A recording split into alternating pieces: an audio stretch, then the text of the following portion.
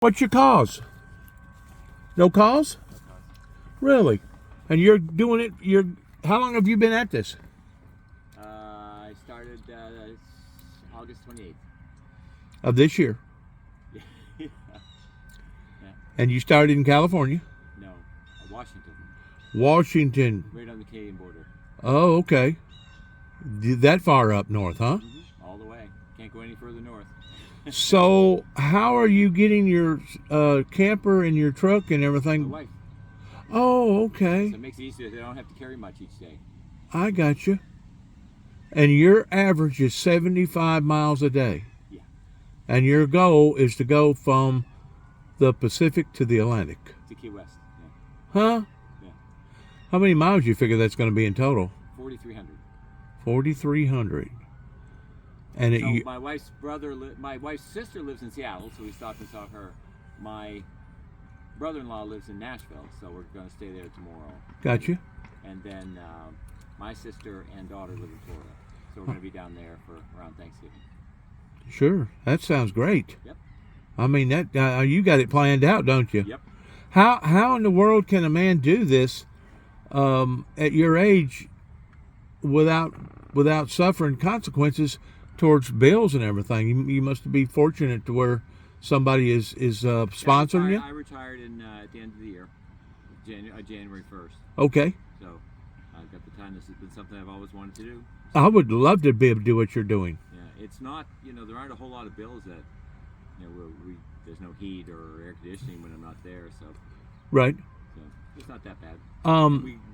Most nights we don't stand in the campground. Most nights we just park on the side of the road or a park or something like that, so it doesn't, a truck stop, Walmart, so it doesn't cost anything. Have you been keeping up with the news? Yeah. Have you? Yeah. So you're familiar with what went on with the two hurricanes? Yeah, my sister, I was talking to my sister and daughter quite a bit about it. They got quite a bit of rain, but not much else. They're on the east coast of Florida. Okay. So it's not a problem. Cocoa. Oh, okay. Have you ever thought about, I forgot now if it's the Blue Ridge, but it's a walkway that you can basically start just north of Georgia and go all the way up to Maine. Yep. No, there's all sorts of trails like that. So. And that's supposed to be a wonderful deal. I would love to do that. Yeah. I'm trying to get back in shape and lose weight because the government poisoned me. They put me on Risperdal, and it made me swell up. And come to find out that Risperdal makes people become obese and have breast enhancement. The one that ordered the drug or manufactured the drug has been sued all over the country. Yeah, I've heard about that. Yeah, and the state of Kentucky actually done this to me simply because I was trying to help them. I was up here in the area in 2007, and I was spreading out some Bible literature. I don't know if you're a religious person or not, but I was spreading out some Bible literature that God had spoken to me about that there was going to be major electrical disturbances from here to Benton to Calvert City to Paducah, Kentucky, which is give or take maybe 30, 40 miles, something like that. But I was stopping off at every church, right? Every church on the way there. Probably took about 4 or 5 hours. You know what I was greeted with once I got to Paducah? About 10 police officers. Yes. All right, well, it's good talking to you, but I got to get going. Okay, I understand. You got a long way to go and a short time to get there. Thanks. Take care of yourself. I will, thank you. Hey, ma'am, do you just follow him around or Yeah, well, it varies on. That didn't sound good. No, it didn't, did it? Varies on different days. Sometimes he'll take off. I'll, clean up the van and everything, and then I'll go up to like where we're having lunch. Sure. And you'll get ahead of him. And then he'll be coming along, and then I'll bike back. Maybe and I'm sure y'all are in constant contact with one another, right? Yeah. Well, when we have service, sometimes we don't have service, but we have a specific place we're going to meet. Have you always been this pushed towards nature and just wanting to do things, or is this just something that? It's something he's always wanted to do. So we waited till we both retired this year. So we're doing it. Kind of like somebody. 4,000 miles. He told you all the route, right? Yeah. 3 months we're doing, and we're visiting friends and relatives along the way too, and it's. Well, you're starting out on the north end, which is good. especially this time of year, and you're working your way down to the southern end, which by the time you get down there, hopefully the temperatures and everything will still. Yeah. We were looking. It's going to be pretty warm down there. Yeah. Yeah. even whenever y'all get down there, which will be what, Thanksgiving? Yeah. Well, we were aiming for Thanksgiving to get to Key West because Right. our daughter's due to have a baby, and she was going to host Thanksgiving down there. Right. But we just got news that the baby, the last ultrasound, the baby's like really big, and so they may end up inducing her early, which was okay because we're actually ahead of schedule. We thought we weren't going to get to my brother's in Nashville Right. until Halloween. Oh, really? All these So yeah, you're about a week and a half yeah, no, ahead. Yeah, well, a Ahead. week anyway. Yeah. So we're probably going to get there on the 24th or 25th. So we'll get to Florida early. Man, I'm going to tell you what. I bumped into another individual because I've traveled all over America. I was fortunate enough that I got to go to the East Coast to the West Coast, basically being an auto body technician, following storm damages. I tell people that in a way I was kind of like a storm chaser, but I wasn't actually photographing the storm, helping people but recover from the storms because I knew that that's where the money was going to be. And during from 2005 up until I don't know about 2012, something like that, it was pretty tough out there. Pretty tough out there to manage your bills and stay afloat. So I was fortunate that I got to go back and forth 3 different times. But I bumped into this guy. It was on the way to Colorado. It was over there where all the Cadillacs are sticking upside down, going up through Kansas. There's a whole fleet of them. I'm talking probably about 25 Cadillacs that this guy decided to take all these freaking Cadillacs, old model Cadillacs, and stick them in the ground and have them part of them sticking up. And it's become like a tourist attraction where people can pull off the highway and relieve themselves, just kind of, the stress and stuff.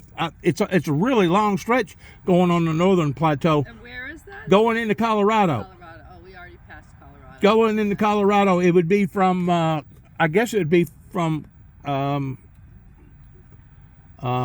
Kansas, the northern part of Kansas, because you're steadily going uphill the whole time. And you can tell it. You can tell you're going uphill. But I pulled over and I started talking to this guy, and the doctor had told him, because he was over 450 pounds, the doctor had told him, if you don't stop gaining weight, you're fixing to die. Yeah, that's and high. It literally frightened the guy. It frightened the guy, and he decided to do like y'all are doing right now, towards walking from the East Coast to the West Coast. Walking. And he had nobody to assist him. He was doing it all on his own. And whenever I talked to him, he'd already lost about 125 pounds. How long did it take him to do the whole I don't know. I didn't keep up with the deal. I didn't keep up with the whole deal. But I swear to you, he'd already lost about 125, and his goal was to lose about another 200. Well, more power to him. Hey, if it brings back your life. Yeah. But you know how many people you tell that to, that they need to lose weight or they're going to get medical complications? They don't listen. No, they don't listen. So what did you guys do up there in Washington State? Because I've been up there in y'all's part of the territory. No, we come from New Hampshire. Oh, okay. You Yeah. come from New Hampshire. But he always wanted to go from like the border with Canada all the way down to Key West. I see. My sister lives in Seattle, but we live in Portsmouth, New Hampshire. Okay. Well, Yeah. Washington State, it has some of the most beautifulest vegetation Oh, yeah, of we a had state good that I've time ever been through in. there, yeah. I wouldn't Every want. state's really cool and different, you know. Yeah, but I wouldn't want to live there because it's so of a wet climate and cold Yeah. climate and stuff. Yeah. Kind of like Oregon, it's kind of that way too. Yeah. But I went all the way up and down Highway 5. That was in 2012. I started on the north end, up towards Washington, and I went all the way to the north part of California, and then I swung back in over the mountain range, and I wound up going into Phoenix, Arizona. No, we loved up there, and we did the Grand Tetons and Yellowstone. Oh, and God, it was yes. really beautiful. I can imagine. I can only imagine. Well, good luck in your journey. Thank you. I really luck mean to that. you Good with luck in your everything. journey. I hope you the best. Maybe you guys will get lucky and talk to a TV crew one day and you wind up on national news or something. We're not doing it for fame. We're just doing it for fun. You are, but you know, it's an inspiration. Yeah. It's an inspiration, and it helps to inspire other people. Yeah. We're also so we have a sister village in Kenya that we've been doing projects with for a long time, like providing school uniforms for orphans and Good for y'all. building clinics and equipping the clinics and stuff like that. So Glenn said that he's going to ask people if they want to give him a penny a mile for that cause. So 4,000 miles will come out to be about 4. Who actually is behind that? Well, we're founding members of it because we go to Africa all the time. Good We're both for y'all. doctors, so we do volunteer work. Oh, you're in doctors. Africa. Yeah. Really? Yeah. So both of you are doctors? The same rank or what? No, he's an orthopedic surgeon. I'm an internal medicine doctor. Orthopedic surgeon. Yeah. Wow. And you're a what again? Just a regular medical doctor. Internal. Can I give you my testimony real quick? Real quick. Like a religious thing? No, not a religious thing. Oh. At the age of 2 weeks, I had a kidney removed. 2 weeks old? 2 weeks old in 1961. I'm 63 years old. We're 66. Okay. And luckily, my mother and my father was up north at the time, and they was at one of the most advanced hospitals That's in the amazing. country. I've never heard of surgery on a tiny infant. Yes, on a tiny little. Something. Well, I'm pretty sure probably the scar itself probably wasn't but about 1.5 to 2 inches long, and today it starts at my belly, almost at my belly button, and goes all the way halfway around my waist. You know, but at 2 weeks old, I had a kidney removed at St. Teresa's Hospital. They recently bulldozed it down, but it was one of the most advanced hospitals in the world at that time. Catholic predominant. Those Catholic nurses prayed for me. Matter of fact, they didn't even want to take me home. My mom and dad, not that they didn't love me and care about me, but Worried. they didn't want to get too affectionate with me, not knowing if I was going to live or die. Wow. Yeah, so they just kept me in the hospital for a couple months, and I done fine. So you just have one functioning kidney. I just had one functioning Wow. kidney. You haven't needed dialysis or anything. No, That's awesome. I'm very fortunate in that area. And also, at the age of 4, I stuck some keys into an electrical socket, and That was bright. I was upstairs. I was only 4. Parents back then, they didn't know to put the little doodads over Oh, those. that's true. We didn't have oh, child protection. Yeah, child protection things. But anyways, the fuse box downstairs, pretty close to the kitchen area, blowed up. Literally blowed up. You know, it had the long old fuses in it, those round fuses and stuff. And my mother was washing dishes at the time, and it caught the curtains on fire. And she wasn't down there doing what she was doing. It probably caught the house on fire. So she put it out and run upstairs and found out what was going on. And basically, I'd hung on to them keys and could not let go. So you kind of got electrocuted. Well, no, it hung on to me. I was there. Oh, wow. Because in actuality, it's not the wattage that kills you, it's the amps, is what they claim. And I walked around with the impression of keys in my hand, literally for about 2 months. Wow, you've got you ought to write a book. Well, just hang on. I had the taste of copper in my mouth for probably 3 months. Oh, that's Just a wang type tasting. Yeah, copper. Well, we moved from the north and went down to the south. I'm originally from Tennessee now, down around Martin, Tennessee, give or take about an hour drive from here. And we was living on a farm about 500 acres. My father, he was a World War II drill sergeant, and he was not just demanding, but he was abusive, and not just abusive verbally, but abusive physically. God. I don't want to hear these stories. Well, let me finish. I'm gonna roll on. Anyways, I fell out of the back of a pickup truck going to a hayfield doing about 60 miles an hour. I was probably maybe 10. It broke my left arm, broke my left collarbone, put me in a coma for 3 days. I woke up, I was fine. Then about 6 months later, Body through a lot. then about 6 months later, I had my tonsils removed, and my tonsils that they sewed up the surgery on busted, and I had to go back into the hospital to get sewed back up again. That was awful. Wow. That was awful. All that blood going into my stomach. You want to trade him in for a better model. Anyways, at the age of 16, I started doing ironwork, hanging still way up high.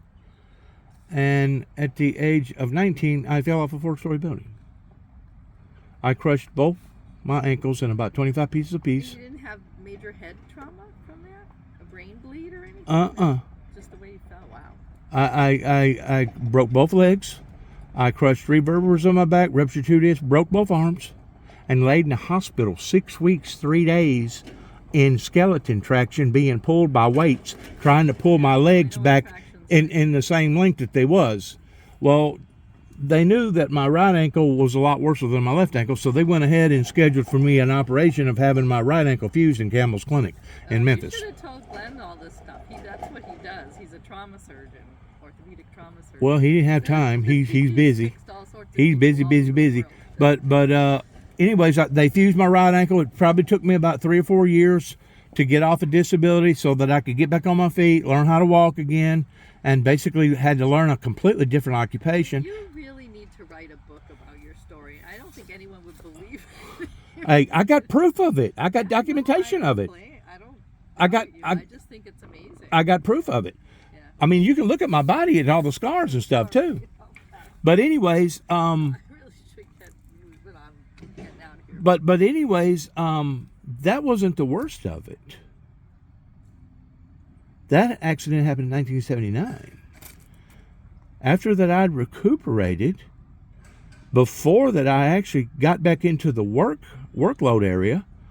I was driving a 1979 Buick Regal V6 with a turbo in it. Nice car. It run like a haint. And this was in 1983, and I had a freak accident, and I wound up going over an incline within a half a mile where I lived. And I remember I got out of the vehicle, and I looked up into the heavens, and I said, God, you've cursed me. You brought a curse up into my life. Ever since that I've come. I mean, I've had accident after accident after accident. My father was abusive. I mean, not just verbally, but also physically. And I finally got over my pity party. I went and I found a neighbor with a tractor. He pulled the vehicle out. While we was pulling the vehicle out, he slung mud all over the windshield. Well, I didn't know that the canister had been busted. So as soon as I hit the windshield, guess what happened? It was solid mud. Nothing but solid mud. And we didn't have no water, no extra water or nothing. So I had a brainstorm. I thought, I know what I'll do. I'll lower the window. I'll crank the car. That way the power steering still be good. But I'll put my feet in the seat, put my car in neutral, sit on the ledge of the window, put my right arm up here and my left arm guiding the Sounds like a disaster about to happen. Oh, it is. It is. The chain that we had hooked onto the tractor was kind of short, and for some reason I wasn't thinking that when we started going down an incline, that the vehicle would actually start rolling faster than the tractor, and it hit the big knobby tire, and it slung the whole automobile. Listen to me. It slung the whole automobile up and almost knocked the boy that was on the tractor off. Just so happens he was little. He was a little guy, and he had to bend down bow to keep the steering wheel from actually crushing him. But he hit the clutch, he hit the brake, and he stopped. Well, by that time, the car had already dislodged from the back of the tractor, and now it's off to the side, and now gravity is taking over, and it's on its way down. Well, guess where dummy me is? I'm still sitting on the ledge of the window. They claim that whenever you're fixing to die, your whole life will pass in front of you, and you will see everything that you have ever done or everything that you thought about doing in a flash, and it did. And I knew that I was fixing to die. And the only thing that I could do was cry out, "Oh God, help me." And 2 hands miraculously come out of nowhere. And I'm not lying to you, not one bit. I have no reason to lie to you. I felt fingers wrap around both of my wrists that was cold, deathly cold in nature. The Spirit of God entered into my body just about the time that my back hit the asphalt. And I looked up, I seen this 2,000 pound or 4,000 pound vehicle, 2-ton vehicle come crashing down on my torso.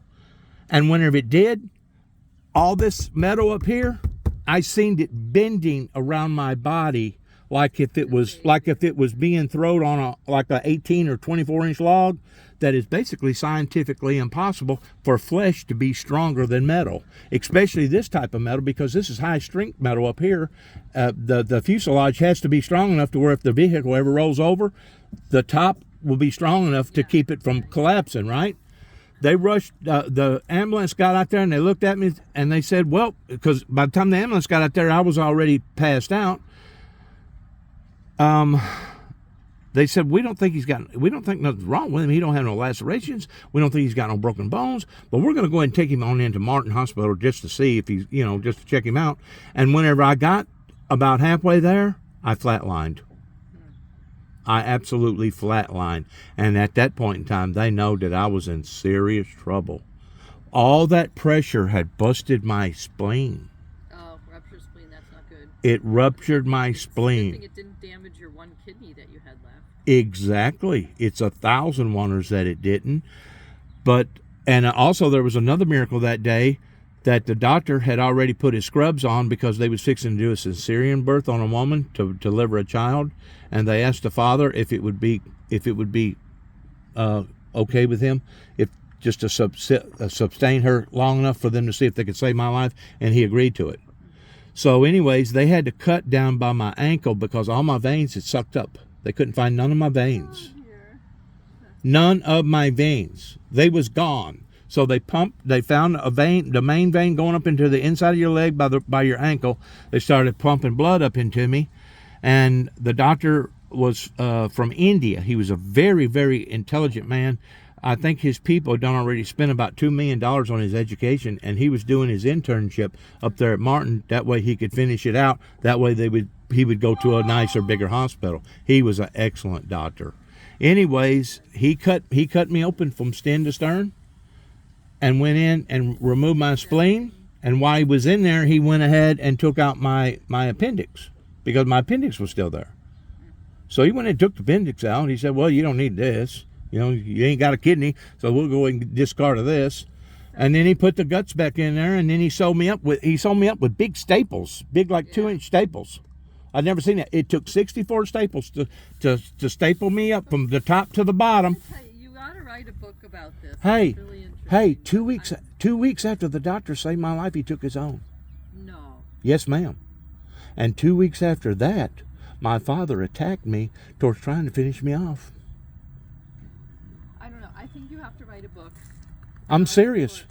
I'm serious. And I need to go back and start doing and that was in 1983, and my life has drastically changed since 1983 because I know that my life had almost been taken the night before pertaining to my dad. It sounds like your life was almost taken several times. Several times, yes, ma'am.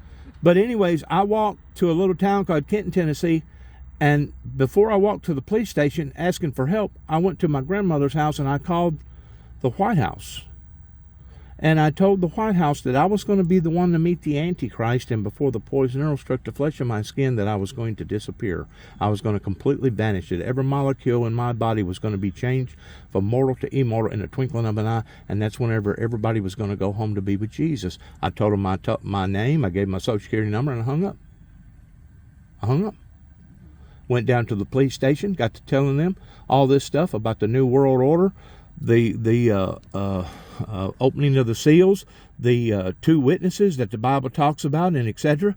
And they thought I was loco. They wound up having a town meeting with the mayor and several other different officials, as well as my parents.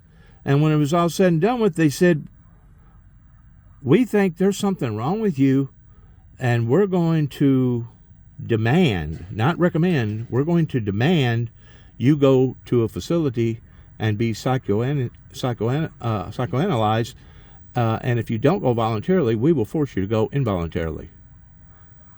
But what they should have done, I think, was arrest my dad for attempted murder, because you do not do a patient that way unless the patient had a gun or a knife, in which I didn't. Yeah. His life was not in danger. And basically, they should have took me back to Martin, where the doctor committed suicide, just to see if my blood pressure was too low, too high, see what was going on that way. But I had never ever been associated with the mental health community, and if anybody needed to be associated with the mental health community, it would have been my dad, because he had post-traumatic stress disorder and he could not control his anger management issues, and basically from then on I was marked. And I could tell you an assortment of things, starting with Homeland Security, with the White House, from them putting a bomb in the back of my truck in Oklahoma City, Oklahoma, and putting me all over national news, all the way down to 2007. I was over in this area dropping off material like I started telling you earlier, and basically they thought I was local because I said that God had showed me that there was going to be electrical disturbances, and they thought that I was going to create the electrical disturbance by blowing up this dam right here, and they shut the dam down, put Channel 6 News, WPSD News, and looking for freaking bombs, thinking that I was going to blow the dam up. And I was trying to help the people. Yeah, it sounds like you've had a really rough time of it. It's really interesting to hear a story, but I really got to get Hey, going. God is real. You may not believe in him, but I'm telling you, I do. Because there's no way humanly possible that I could have went through all that and still walk and talk. But one thing I want to finish up with, okay, right here. I got a $6,000 contraption right here. I had difficulties. I had difficulties with my left ankle, and I had to have it fused in January up in Campbell's Clinic. I mean, not Campbell's Clinic, but Clarksville, Tennessee Clinic, and Tavaka, whatever their name is. Anyways, the fuse done fine pertaining to the bones, but something must have rattled the soft tissue skin, and I wound up having a bad wound. And this is a wound pump to help, a wound vac to help pull it out. I've been on this now for I think about right at 6 weeks, and it's down now to a little less. Yeah, we use the wound vacs a lot. Yeah, it's shrinking it. I mean, I'll probably be on this maybe about a week and a half, 2 weeks, and they'll probably pull it from me. Good. All right. Yeah. Well, I wish you good luck in the rest of your life, and I hope you don't have more horrible things happen to you, because it sounds like you've had more than enough for one. Hey, with you guys being surgeons and in the medical industry, I had to share this with y'all. Yeah. Because it's it's just like what you're doing. What you're doing is inspiring. I ought to write a book, because no one would believe it. But whenever you got documentation, you wind up on national news, and they've actually put a bomb and blowed up the back end of your truck. Yes, ma'am. All right, That's pretty wild. That's pretty wild.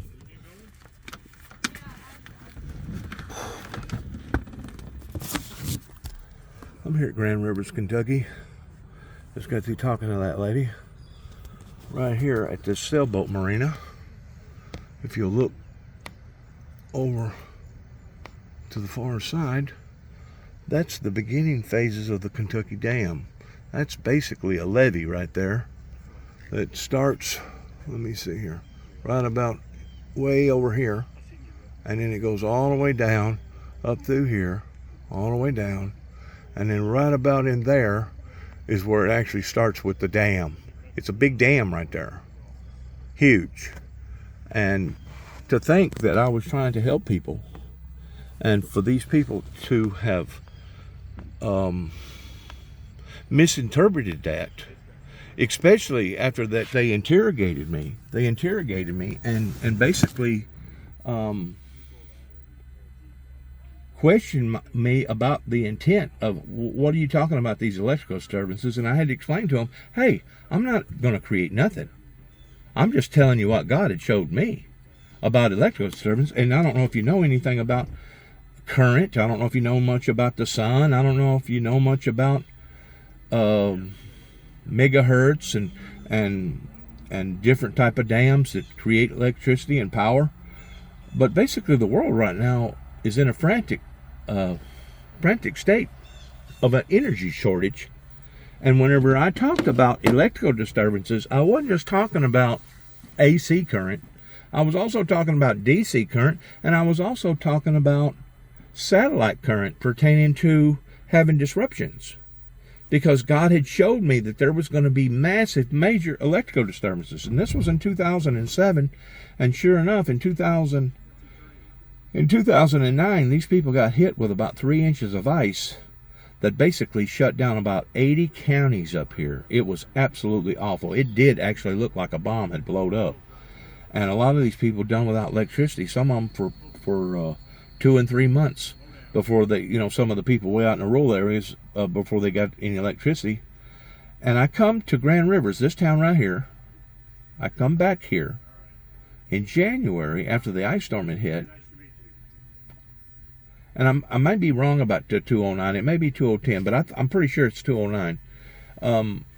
I come back here to help at Grand Rivers, Kentucky, and they, at first, man, they was more than glad to have anybody volunteer their services toward doing free humanitarian work, because I'd already done some humanitarian work down south pertaining to the Katrina damage. And I was working with the fire department up here. Chief Troy, at the time, was the fire department chief, and I'd been helping them for about 5 days. And somebody recognized who I was, and the next thing you know, they started pressuring me and basically run me completely out of this town. They run me out of Grand Rivers. I'm in Livingston County, right here in Kentucky. So because it was late in the afternoon, I didn't know where to go. I just kept driving and kept driving and kept driving to the other side of the county, which was over pretty close to the Ohio River. Stayed all night. Following next day, I got my chainsaw out again and helped this preacher man. And we was putting fuel in generators, and I mean it was cold. I mean people was without power. The governor had already put out a state of an emergency over something like 75 counties or something like that. Anyways, the following next day, I wake up. I'm greeted with 2 Livingston County sheriff's deputies that basically approaches me at this particular church, because I stayed all night at the church, ordering me to leave immediately, and if not, I was going to be arrested. And finally, there towards the last, they actually, one officer got in front of me, one officer got in behind me, and basically escorted me completely out of the county over into the Paducah, Kentucky, whatever county that is over there. I think it's McNairy County or something. And that probably ain't right neither. But anyways, they made sure that I went over the county line, and they told me, whatever you do, do not come back over the line, because if you do, you'll be arrested. And the whole time, I was trying to help these people. Not only did the event happen in 207 up here along about July, whenever they shut the dam down up here, looking for explosives, thinking that I was going to create some sort of electrical explosion, even though that's all I said on the paper was God had shown me that there was going to be massive electrical disturbances. Less than 10 days later, staying in Aurora, Kentucky, which is give or take about 30 miles from here, on the other side of the Kentucky Lake, basically, they had another shakedown towards coming to my campsite, wanting to know if I had any intentions towards wanting to blow up the Kentucky Dam. That frightened me. It put fear in me. And I got down on my knees and I started asking God, what's going on here? What's happening here? And God explained to me, he said, they want to take you out. They know that you're up here doing a work for me. You've already got an altar up here that you built up here in 1989. He said, you've already been on several crusades. He said, they're basically wanting to kill you. They're wanting to destroy you.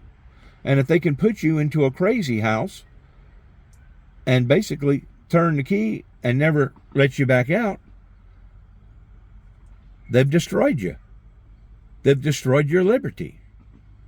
And basically what they was wanting to do, in which they proved themselves to me in 2010, because they did apprehend me and put me on a psychiatric evaluation up in MCC in downtown Chicago. And what they was hoping that I was going to get up there and get to talking about a bunch of spooky stuff and scare the psychiatrists or the nurses or whoever And the next thing you know, they would recommend for not only me to be evaluated, but for me to be admitted. And I'm pretty sure that I would probably went to Springfield, Missouri. I think that's one of their headquarters, associated with the federal prison system, associated with the mental health. And if you're not crazy whenever they put you in a place like that, you will be crazy before you come out, because they'll give you all kind of experimental drugs to the point that they can basically today do a lobotomy on a human being and never touch them with a scalpel. Never break the skin. And that's exactly what they was hoping for. They was hoping that between the doctor and a messed up judge, and that's all it takes is two people to basically lock you up, put you in a padded cell, and never see daylight again. Or if you do see daylight, you're not even going to be able to be functionable enough to know even if it is daylight. Because usually those type of people start walking real funny and they start slobbering on their shoes, and they'll bump into the walls, and they won't know who the president is, they won't know what year it is, they won't know nothing. They'll basically be chemically lobotomized with all these different chemicals that these psychiatrists can use now towards basically completely destroying a human being's brain. That way they become defenseless. But as they become defenseless, they also cannot take care of themselves. So basically they turn into a burden of the state or the burden of the government, because that's the way the government wants to control people's lives that way. And if you really get to looking at the psychiatric community back whenever it first started, years and years ago, towards them throwing people in cellars and giving them all kinds of experimental drugs, it's some of the most cruelest things that's ever taken place. As a matter of fact, I think the last legal lobotomy that happened was on JFK's niece, and that lobotomy went absolutely backwards to the degree that instead of making her better, it made her worse. And I think that was another nail in the coffin towards never doing actual surgery, lobotomies on people. Like I said, today they can basically do the same thing with chemicals, strong chemicals, that if you do them long enough and strong enough, eventually it'll basically turn your brain into mush. And that's what they wanted to do to me. Not only did they attempt to do that in 2009, I think it was in 2009, it may have been 2010. I've had so much stuff happen to me, it's hard for me to keep up with the dates sometimes as far as memorization. But then in 2012, they come after me again, pretending to 2 non-threatening telephone calls, and went all the way out to Oklahoma City, Oklahoma to nab me up. And while I was being nabbed up, they took me to Trigg County, saying that I was stalking Land Between the Lakes and another individual by the name of Gary Hawkins, and they went ahead and throwed it in there pertaining to Gary Hawkins' wife that worked as a dispatcher for LBL at the time, and it was a takedown, not a shakedown, but a takedown, because ultimately it was Judge Woodall in Cadiz, Kentucky, Trigg County, Kentucky, that ordered for me to have a state psychiatric evaluation done up in LaGrange, Kentucky. And as soon as I got up in LaGrange, Kentucky, they decided that they wanted to put me on Risperdal. Well, because of the extra weight, it added insult to injury pertaining to my old injury of falling off the building. And basically, I had to wind up having my left ankle completely fused. Now I'm trying to get over the difficulties of the operation because of a wound. I'm pretty sure it's probably got something to do with my age. It's probably got something to do with me being a type 2 diabetic towards not healing up properly.